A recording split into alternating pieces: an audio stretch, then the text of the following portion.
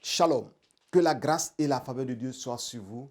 Mes bien-aimés en Christ, nous allons voir un thème intitulé « Les vents selon les Saintes Écritures ». Et lorsque nous lisons les Écritures, nous méditons la parole, nous voyons que la parole de Dieu nous parle de plusieurs vents. Et le Seigneur, à chaque fois qu'il envoie un vent, il nomme le vent. Il donne la direction du vent, la source du vent. Et lorsque nous lisons les Écritures, nous voyons le vent de l'Occident, le vent de l'Orient, le vent du Midi, le vent du Nord. Et parfois, le Seigneur parle le vent qui vient de la mer. Et dans le message, vous allez voir beaucoup de choses. La parole de Dieu parle du vent contraire, du vent de l'esprit. Et aujourd'hui, nous allons voir tous ces points de vent parce que je suis en train de faire un programme de prière et de délivrance. Vous savez, lorsque nous lisons les Écritures, nous voyons que Paul parle de toute arme. Il dit, armez-vous de toute arme de Dieu. Donc, le Seigneur a plusieurs armées, plusieurs armes. C'est pourquoi on parle de l'Éternel des armées. Il a plusieurs armes en sa possession et on peut dire une infinie d'armes. Vous comprenez? Que nous pouvons utiliser pour mener le combat spirituel. Lorsque je prêche sur le vent, si c'est un pasteur qui prêche sur le vent, il donnera des enseignements sur le vent pour faire comprendre ce que c'est le vent. Vous comprenez? Et si c'est un théologien, il va expliquer le vent selon la théologie.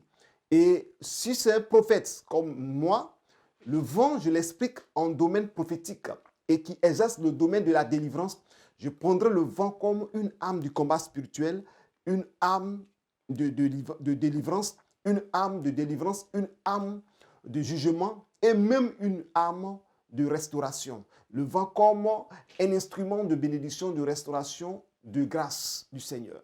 Donc, dans ce message, tu dois comprendre que en priant avec le vent, il y a des stratégies de combat contre l'ennemi. Vous voyez, lorsque nous lisons les Écritures, vous allez comprendre que on parle du tremblement de terre, la parole de Dieu parle du feu, on combat avec le sang de Jésus, nous combattons avec l'épée de l'esprit et ce sont des armes qui sont à la fois symboliques, spirituelles et parfois physiques. Vous voyez? Donc, lorsque nous parlons du vent, je vais vous montrer comment dans ce programme, dans ce message, tu dois utiliser le vent comme une arme spirituelle. Nous lisons les Écritures. Dans le livre de Genèse, chapitre 8, il est écrit à partir du verset 1, Dieu se souvient de Noé, de tous les animaux et de tout le bétail qui était avec lui dans l'âge. Et Dieu fit passer un vent sur la terre et les eaux s'apaisèrent. Les sources de l'abîme et les écluses des cieux furent fermées et la pluie ne tomba plus du ciel. Les eaux se retirèrent de dessus la terre, s'en allant et s'éloignant, et les eaux diminuèrent au bout de 150 jours. Vous voyez que le déluge, il a plu pendant 40 jours, 40 nuits. Et la parole de Dieu nous dit que tellement il a plu, toute la terre entière était inondée. Et tous les habitants de la terre ont péri, sauf Noé, sa femme, ses 3 fils et leurs 3 femmes, en tout 8 personnes qui ont été sauvées. Et lorsque nous lisons la parole de Dieu, nous comprenons que Dieu, dans son amour, dans sa grâce, dans sa bonté, va sauver Noé. Noé est resté sur l'eau et le Seigneur s'est souvenu de Noé. Et qu'est-ce qu'il va faire? L'eau a pris toute la terre entière. Et Noé, qui est sur les eaux, Dieu va souffler un vent.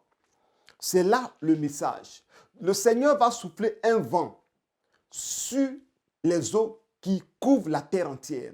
Et la parole de Dieu déclare que les eaux s'apaisèrent, c'est-à-dire les eaux ont commencé à diminuer, à s'éloigner jusqu'à ce que le mont Ararat apparaisse et que l'arche de Noé s'établisse sur le mont Ararat. L'arche de Noé se pose sur le mont Ararat. Et vous comprenez cela. Comment Dieu a procédé par le vent pour diminuer les eaux? Vous voyez, il a utilisé par le vent pour diminuer les eaux.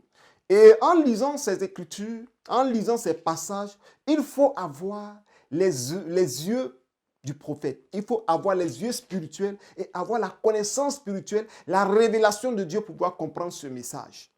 Vous voyez que le vent que le Seigneur a soufflé, ça a apaisé les eaux. Mais quand nous lisons les Écritures, vous allez comprendre que quand il a soufflé sur les eaux, c'est à partir de cet instant que les écluses des cieux, les abîmes, les sources de l'abîme sont fermées. Quel est le type de vent que le Seigneur a soufflé?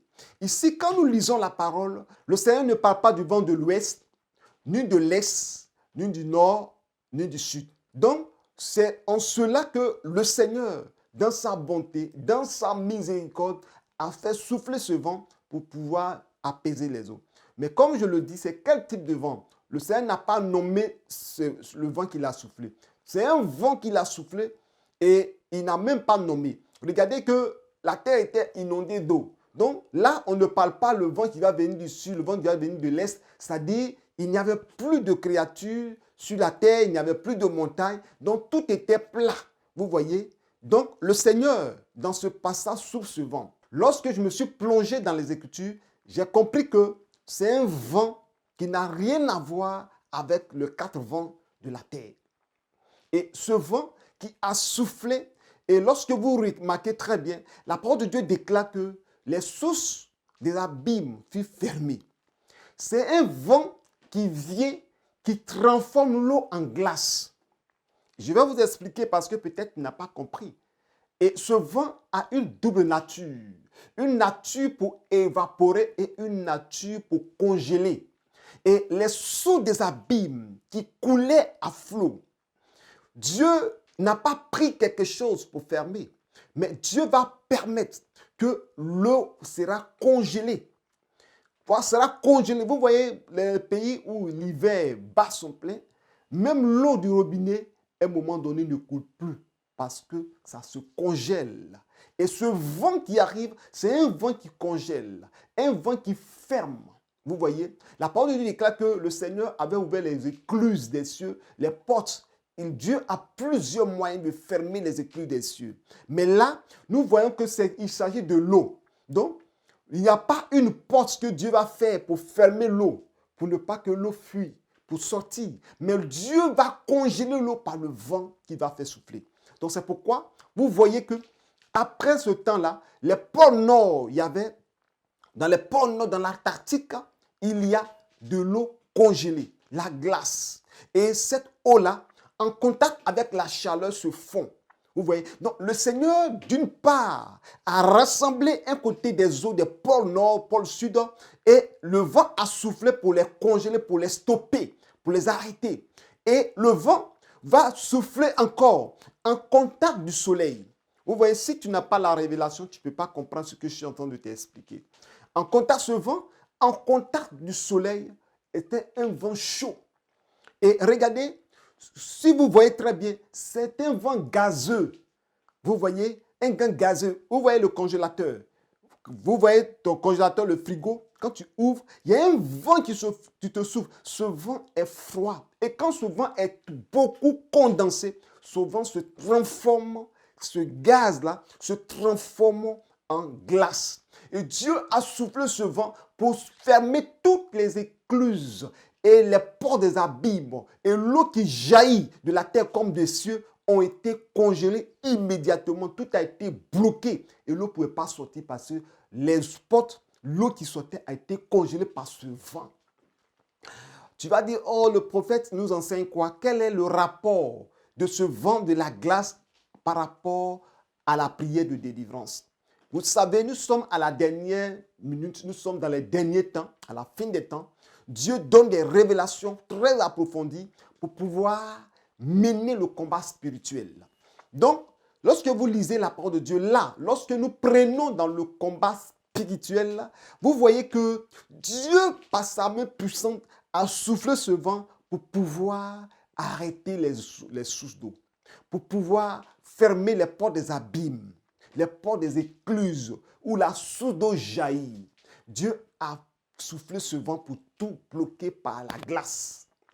par la glace. Et lorsque vous lisez la parole de Dieu, vous comprenez que de l'autre côté aussi, on voit que c'est une évaporation. Ce vent aussi arrive à un certain endroit, parce que je dirais même dans le pôle nord, pôle sud, là-bas, ce vent a soufflé, a transformé l'eau en glace. Et dans l'équateur, ce vent a soufflé et en contact avec le soleil, l'eau s'est évaporée. Vous voyez, c'est tout ça qui a fait qu'il y a eu l'eau qui a diminué sur la terre. C'est-à-dire que c'est un vent qui a une double nature. Peut-être on se dit aussi que Dieu a ouvert aussi les portes de l'abîme afin que l'eau coule, l'eau diminue, rentre. Parce que lorsque nous entendons des témoignages, nous comprenons que en bas de la terre, il y a l'enfer, il y a le mont, le séjour des morts. Pour ceux qui ont fait des témoignages, disent même qu'il y a l'eau même qui coule. Et cette eau, Dieu peut ouvrir la porte du séjour des morts, des profondeurs de la terre, pour que l'eau qui est sur cette terre rentre en terre. Mais l'eau qui jaillit, il va les bloquer par la glace. Alléluia. Donc, bien-aimés en Christ, lorsque nous lisons ce passage, nous rentrons dans le domaine de la délivrance. Parce que si je ne t'explique pas, tu ne peux pas comprendre. Nous rentrons dans le domaine de la délivrance. Dans la délivrance, nous voyons ici que Dieu a soufflé un vent. Et quand ce vent a soufflé, les eaux se sont apaisées. Moi, je nomme ça le vent du déluge. Le vent qui a soufflé après le déluge. Et je libère sur ta vie ce vent qui souffle en toi, dans ta vie, dans ta maison, afin que tout esprit qui s'oppose à ta vie, que ce vent souffle et ferme toutes les portes d'entrée des démons dans ta vie. Parce que ce vent qui a soufflé a fermé les portes des abîmes, a fermé les portes des écluses des cieux. Ce vent qui a soufflé a apaisé l'eau. Et je libère dans ta vie le vent, ce vent-là. Je déclare que ce vent souffle dans ta vie, souffle autour de toi, souffle dans ta maison, souffle dans ton foyer. Ce vent souffle dans tout ce que tu entreprends afin que toutes les portes des démons, toutes les portes des sorciers soient fermées au nom puissant de Jésus-Christ. Que ce vent souffle pour bloquer les actions des démons. Ce vent souffle pour apaiser tout problème dans ta vie. Que ce vent souffle pour apaiser toute action de blocage dans ta vie. Que ce vent souffle pour libérer ta vie dans le nom puissant de Jésus-Christ de Nazareth. Bien-aimé, tu vas prier que ce vent aussi arrête les eaux de l'esprit des eaux. Quand on parle des esprits des eaux, ce sont les esprits qui sont dans les eaux, qui sont dans les profondeurs des eaux et qui sortent des eaux. Donc, lorsque tu pries, déclare que Dieu envoie le vent qui souffle sur les eaux. Que ce vent souffle sur les eaux et ce vent transforme l'eau en glace. Pour ceux qui sont dans les pôles nord en Europe, aux États-Unis, il y a certains endroits en hiver, l'eau, le lac se transforme en glace. On peut même rouler des véhicules dessus. Vous voyez que Dieu a transformé l'eau en glace. Et l'eau, ce vent a soufflé. Pour ceux qui sont dans ces pays-là, ils sentent un vent frais qui n'a rien à voir avec les autres vents. Et quand ce vent souffle, ce vent assèche l'eau. Ce vent congèle l'eau. Que le vent congèle tous ceux qui viennent contre toi. Que toute la porte a été préparée contre ta vie. Que ce vent souffle autour de toi. Souffle dans tes projets, dans tes affaires, afin de faire prisonnier toutes les actions de l'ennemi contre ta vie. Que le Seigneur, le Dieu Tout-Puissant te bénisse. Et vous voyez que c'est tellement simple, tellement clair, pour que par l'expérience, vous pouvez comprendre que ce vent est un vent du Seigneur, un vent qu'il a soufflé pour pouvoir congeler tout. Donc c'est pour dire quoi? C'est un vent spirituel, un vent divin qui a soufflé sur la terre. Et ce vent qui a soufflé a congelé l'eau, a fermé les portes. Et je libère cette parole dans ta vie. Que le vent qui souffle, qui congèle, qui ferme les portes des démons contre toi. Ferme les portes des sorciers contre toi. Ferme les portes de l'esprit de mort. Au nom puissant de Jésus-Christ. C'est pourquoi dans ce programme, je parlerai des vents. Nous sommes à la fin des temps. C'est la révélation des prophètes. Nous sommes au temps de la révélation. Les Écritures, en lisant, l'Esprit de Dieu nous redonnera. L'Esprit de Dieu nous donnera la révélation. L'Esprit de Dieu nous donnera la vision, la connaissance de la parole, pour que vous puissiez comprendre que le vent est un mystère de Dieu. On peut utiliser le vent pour mener le combat spirituel. On peut utiliser le vent pour chasser. C'est pourquoi tu pries maintenant. Tout ennemi qui viendra contre toi, que le vent qui a soufflé, souffle autour de toi et que tu sois protégé par la glace du Seigneur. Tu sois protégé par la muraille de glace. L'ennemi viendra contre toi, mais il ne pourra pas t'atteindre parce que le Seigneur a fermé toutes les portes. Tu pries que le Seigneur permette qu'il soit, emprisonnés dans leur monde. Ils soient emprisonnés dans les glaces qui ne pourront plus jamais sortir pour te combattre. Bien-aimé, comme c'est un message suivi de prière, tu vas prier le Seigneur avec moi. Et tu vas dire, Seigneur, je prie maintenant dans le sang de Jésus-Christ. Tu vas prier pour que tout ennemi, tous ceux qui te combattent, tous ceux qui ont ouvert les portes de l'enfer contre toi, qui ont ouvert les portes de la pauvreté, les portes de l'échec, les portes de troubles, qui ont ouvert les portes des démons contre toi, les portes des esprits pour venir contre toi, les portes des sorciers qui viennent contre toi. Tu vas demander à Dieu de faire souffler le vent. Ce vent pour apaiser, ce vent pour fermer par le vent qui congèle. Le vent qui congèle. Prie le Seigneur. Au nom de Jésus, en même temps, je vais prier pour toi. Et où tu es là, commence à prier maintenant parce que nous sommes dans la révélation prophétique. Oh Seigneur, je prie dans le sang de Jésus-Christ de Nazareth. Je prends autorité maintenant dans le nom puissant de Jésus-Christ, dans la vie du frère, dans la vie de la sœur, dans la vie de ces personnes qui me suivent. Au nom de Jésus-Christ, que la puissante main de Dieu se manifeste, que l'onction de Dieu se manifeste. Seigneur, que soient les problèmes, que soit l'ouverture des portes des démons, qui les attaquent dans les airs, qui les attaque partout, au nom puissant de Jésus-Christ, que le vent qui a soufflé sur les eaux au temps de Noé, que ce vent souffle maintenant autour de tes enfants et que les portes des démons, les portes de l'enfer, les portes du séjour des morts, les portes des attaques, les portes d'ennemis contre leur vie maintenant soient congelées au nom puissant de Jésus, afin que les portes soient fermées. Le vent qui souffle, qui apaise, qui fait chasser les démons, qui fait chasser l'eau, qui apaise l'eau, qui fait diminuer l'eau, que ce vent souffle, afin que tout problème dans ta vie maintenant diminue maintenant et disparaît dans le sang précieux de Jésus-Christ. Je proclame maintenant sur ta vie, au nom de Jésus de Nazareth, le vent qui a soufflé sur les eaux, que ce vent souffle dans ta vie, afin que les eaux, les esprits des eaux soient pris en prison, soient pris au piège dans les eaux, afin que les eaux les congèlent. Au nom puissant de Jésus, je libère ces paroles dans ta vie. Je libère ces paroles dans ta vie. Au nom de Jésus-Christ, à partir d'aujourd'hui, toutes les portes d'entrée des démons dans ta vie, que toutes ces portes soient fermées et que le vent qui congèle, souffle maintenant pour congeler les portes, pour fermer les portes. Que les portes soient congelées pour toujours. Que les portes soient congelées pour toujours. Au nom puissant de Jésus-Christ de Nazareth, je libère la grâce de Dieu sur ta vie, dans le sang précieux de Jésus de Nazareth. Nous allons prier le Seigneur. Nous allons prier pour que ce vent maintenant souffle en direction de tes ennemis. C'est-à-dire, va à leur rencontre, dans leur direction. Ils prennent des directions contre toi. Ils ont lancé des flèches contre toi. Mais que le vent souffle pour aller dans leur direction. Prions le Seigneur.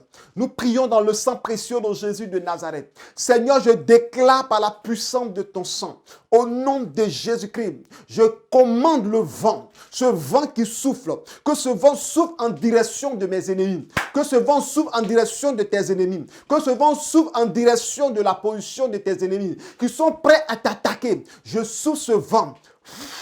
Que Dieu souffle ce vent, que ce vent souffle pleinement, puissamment. Un vent puissant qui a fait disparaître le déluge, qui a fait descendre les eaux du déluge. Un vent puissant qui a soufflé, qui a congelé les eaux, qui a fermé les portes. Que ce vent souffle en direction de tes ennemis. Quiconque s'élève contre toi, qu'il soit bloqué par ce vent. Au nom puissant de Jésus-Christ. Car la Bible déclare que les eaux s'arrêtaient. Les eaux s'arrêtaient, les écluses sont fermées. Au nom de Jésus-Christ. En direction de toute personne qui vient contre ta vie. Que le vent souffle en leur direction. Au nom puissant de Jésus-Christ. Que le vent souffle en leur direction.